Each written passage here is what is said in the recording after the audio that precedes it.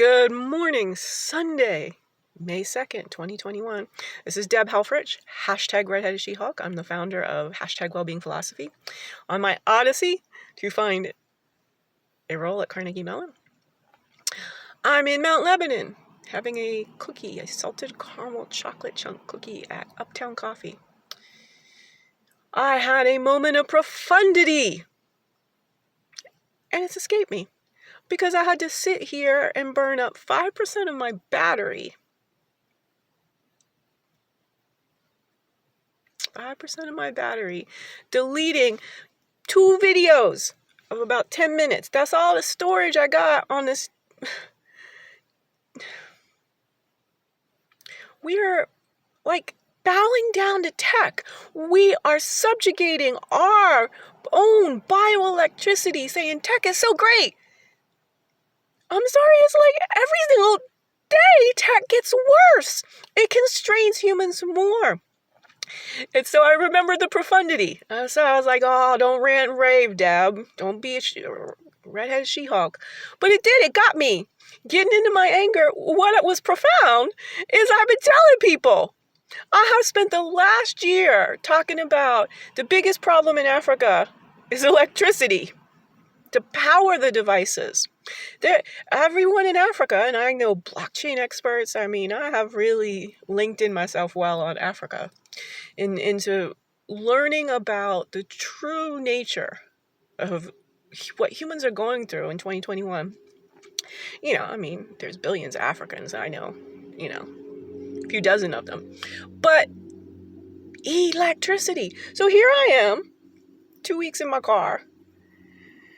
I got bandwidth for a little more time. But it's the actual electricity. You got to, it's back to Stockholm Syndrome with stuff. In one phrase, that defines everything you need to know about the evolutionary logic of whiteness. And whiteness to me is the combination of the heinous crimes of white supremacy alongside the much more pervasive and invisible and damaging delusion of white superiority. That is the thing where everyone's going, I'm not racist. Everyone's going, well, not in our country, is everyone has a free, a fair shot. Shit, I failed. I had every privilege. I'm not to blame.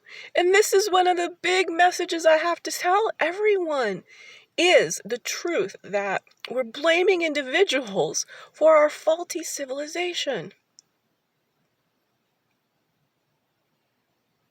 Where are the power charging stations for our devices that we all now have to depend on? You had to pay with these things. You had to prove your identity with these things.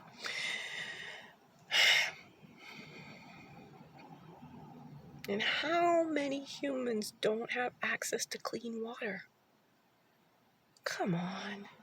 How many humans don't have adequate nutrition?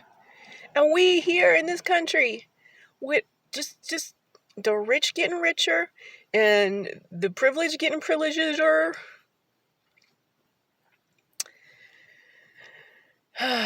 So whiteness. How do we get to this place where we have this completely inequitable society? It's meritocracy. This is again that I'm going to Carnegie Mellon. I got all this to offer, and it's sort of like, well, the process is, in 6 to 12 months, we can begin to speak to you about what might be.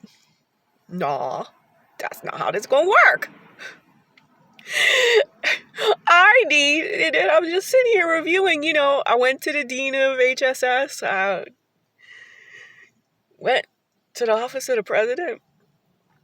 I'm now trying to psych myself up to go to security and be like, we got the Goodwill hunting me for a minute. I'm stealth enough.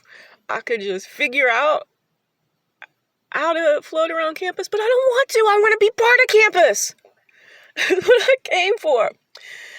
So I can't right now figure out how to get the academics and the administration to pay attention to me.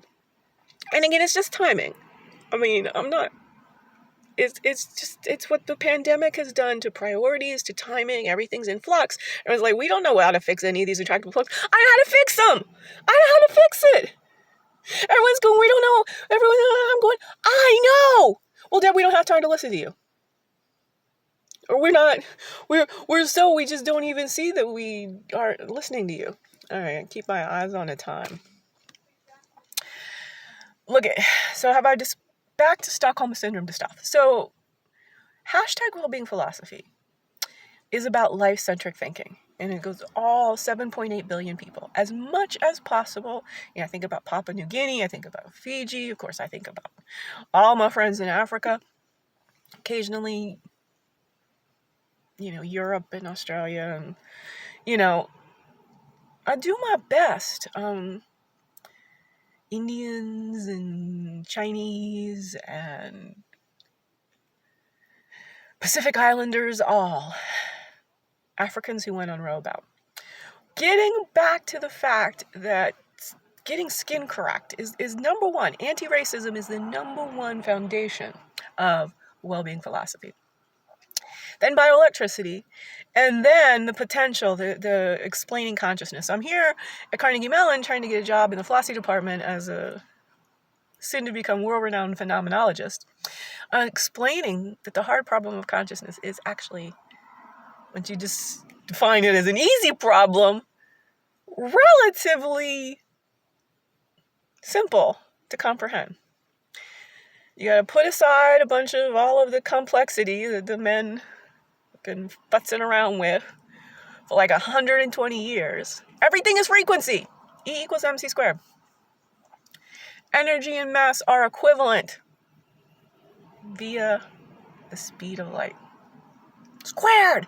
Why squared? The speed of light is infinity as far as humanity is concerned. Why did Einstein need to square the speed of light? Yeah, I can bring this all up in 10 minutes. I'm getting good at this. My variable is t. C squared is equal to t. Capital T. I just did that. That's improv. Capital T variable equal to c squared. Speed of thought. Faster than light. Mm-hmm. Although mostly thought is conveyed through the speed of sound, i.e. voices and hearing. We are beings of sound. This is the key. Over in the holistic realm, complementary practitioners are all saying we're beings of light. It just gets me. It just the person who taught me tuning forks, and tuning forks are what taught me about brainwaves and what helped me train into this kind of trance state to do my one-woman improv Socratic monologues. You can train just as you use the tuning fork to tune the notes on a piano, you can use a tuning fork to entrain your own brainwaves. Beta, alpha, theta, delta.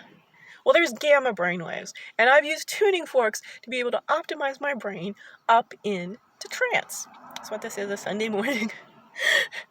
Uptown coffee, salted caramel, chocolate chunk cookie created trance. What haven't I fully explained? Speed of thought, the whiteness, Stockholm Syndrome to stuff. So migration. Africans, for quite a large portion of our existence as Homo sapiens, went on row about. Migration happened horizontally for quite some time. And this last bit of phase of, approximately 500 years when whiteness took over. See, we didn't really migrate latitudinally. We migrated longitudinally for quite some time. We started going up, and Africans started crossing the Mediterranean and going up. Right there in the warm parts of Spain and Italy for quite some time, but up into France and England didn't happen until very recently in humanities. 10,000 year agriculture, somewhere in there. When we were hunters and gatherers, and when we were in more equatorial climates, we created life. We just were in the flow, in the being. But as we went north and the climate changed, I gotta go through this quickly. We needed both clothing and shelter. And in those two needs, we became much more fixed to a place. And in that fixity to a place, we started to have fear about not having clothes to keep us warm and shelter to keep us warm and dry and stuff.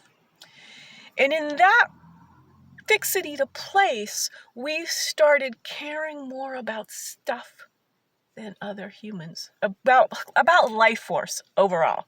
To quick this and sum it all up, that was the thing. We had Stockholm Syndrome to stuff white people.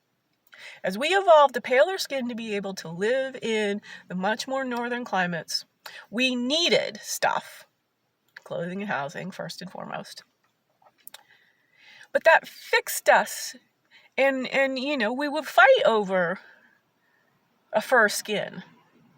It created this dynamic that wasn't there in the longitudinal migration as Africans went on row-about.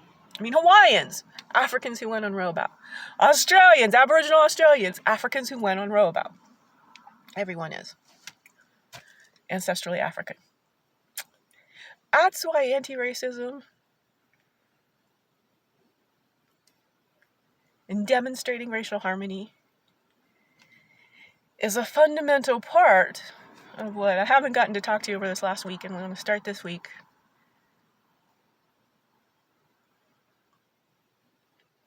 How do I make money while the university's going through their processes, taking forever?